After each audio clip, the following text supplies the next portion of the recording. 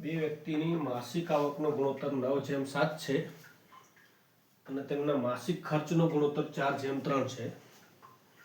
જો દરેક વ્યક્તિ માસિક રૂપિયા 2000 ની બચત કરે તો તેમની માસિક આવક શોધો.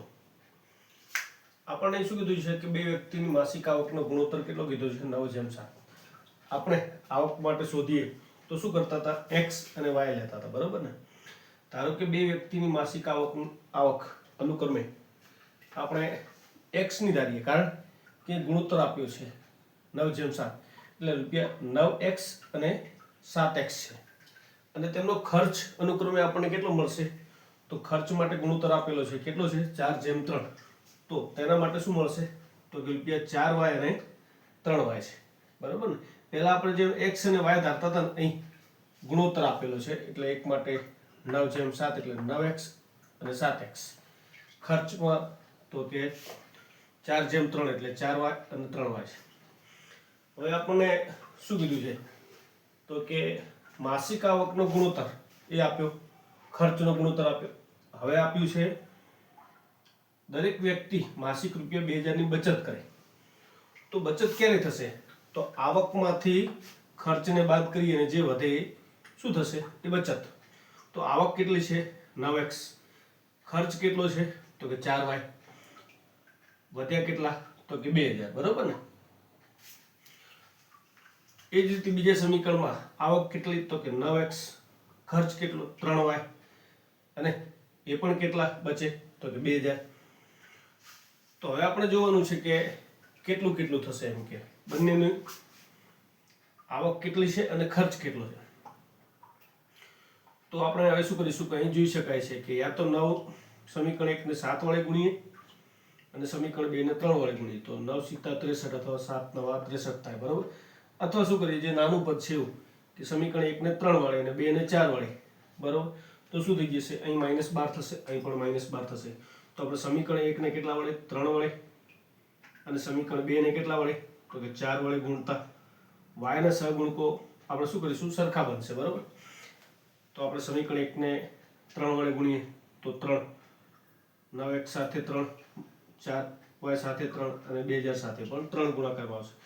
9 × 27x, 4 × 12y અને 2 × 6000. એ જ રીતે બીજા સમીકરણને કેટલા વડે ગુણ્યો આપણે? તો કે 4 વડે, બરોબર? તો 4 × 7x -4 × 3y અને અહીં શું થશે? 4 × 2000. તો 7 × 28x -4 × 12y બરાબર 2000 × 4 એટલે 8000 થશે. તો આપણને આ બે સમીકરણ મળે, બરોબર? જે પહેલા બીજા સમીકરણ પરથી ત્રીજું અને ચોથું સમીકરણ, બરોબર? કારણ કે બંને સમીકરણને એકને 3 વડે ગુણ્યા, બીજાને 4 વડે ગુણ્યા એટલે બંનેમાં y ના સહગુણકો શું થઈ ગયા? સરખા થઈ ગયા, બરોબર? જોઈ શકાય છે કે -12y -12y. તો હવે સમીકરણ 4 માં જોઈ શકાય છે કે સંખ્યા મોટી છે 8000, અહીં સંખ્યા નાની છે, અહીં x ના સહગુણકો બી જોઈ શકાય. તો સમીકરણ 4 માંથી સમીકરણ 3 ને બાદ કરતા, સમીકરણ 4 માંથી સમીકરણ 3 ને બાદ કરતા મતલબ શું થશે? તો અહીં આપણે લોપની રીતનો ઉપયોગ કર્યો છે. લોપ કોનો થશે? એમ કે 4 માંથી સમીકરણ 3 બાદ કરતા y નો શું થશે? લોપ થશે. કારણ કે y શું છે? સરખા છે. કારણ કે y ના સહગુણકો સરખા છે. તો જોઈએ કે કઈ રીતે થશે. આપણે બે રીતે કરતા હતા, બરોબર ને? તો એક તો આપણી પદ્ધતિ હતી આ રીતે, એમ કે 28x -12y બરાબર 8000. અને બીજું સમીકરણ છે 27x -12y બરાબર 6000. એક આ રીત છે લોપની રીત, બરોબર? તો કંઈ શું કરીશું? ચિહ્ન બદલી કરીશું. માઇનસ છે પ્લસ થઈ જશે અને પ્લસ છે માઇનસ.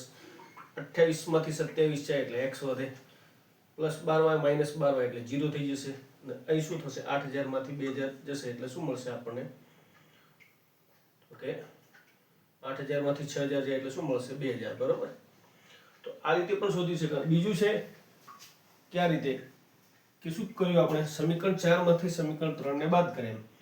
તો સમીકરણ 4 માં આપણને શું મળ્યું? 28x, અહીં 27x, તો 28x - 27x ઓછા શું થશે 12y ઓછા 12y, કારણ કે શું કર્યું બંને સમીકરણોને બાદ કરે છે બરોબર ને, તો અહીં વચ્ચે માઇનસ તો હતા જ, તો 12y માઇનસ 12y બરાબર શું થશે તો કે 8y ઓછા 6000, 8000 ઓછા 6000, તો 8000 ઓછા 6000 એટલે 2000 થશે, તો માટે આપણને શું મળે 28x ઓછા 27x એટલે x થઈ ગયા, 12y ઓછા 12y એટલે 0 થઈ ગયા, માટે x બરાબર 2000 મળે.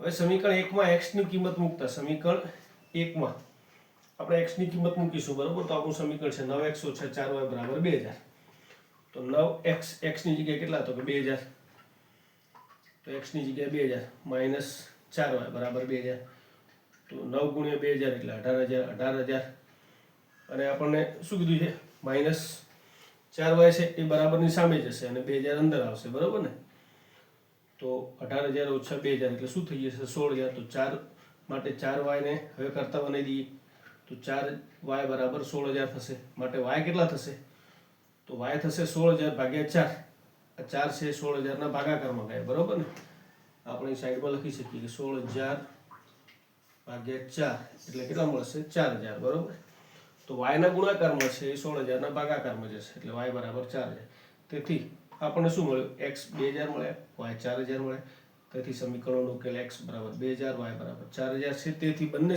વ્યક્તિઓની માસિક આવક આપણે જોઈ છે કે માસિક આવક કેટલી થઈ શકે, તો માસિક આવક 9x એટલે આપણે 9 ગુણ્યા 2000 કરીશું એટલે 18000 અને 7x એટલે શું થશે તો કે શું મળશે આપણને 7 ગુણ્યા 2000 એટલે 14000 આવક થઈ. હવે જો ખર્ચ પણ કેવો તો પણ આપણે કહી શકાય, તો ખર્ચની વાત કરવી તો કેટલું થઈ શકે, તો ખર્ચ માટે આપણને આપેલા છે 4/3 બરોબર, તો ખર્ચ 4y, 4 ગુણ્યા y એટલે કેટલા થશે 4 ગુણ્યા 4000 એટલે અહીં 16000, 18000 માંથી 16000 જાય તો 2000 વધે બરોબર ને, અહીં પણ જોઈ શકાય 3 ગુણ્યા 4000, અહીં 14000 માંથી 12000 જાય તો પણ 2000 વધે, તો પણ આપણને સમીકરણનો ઉકેલ મળી જતો હોય છે.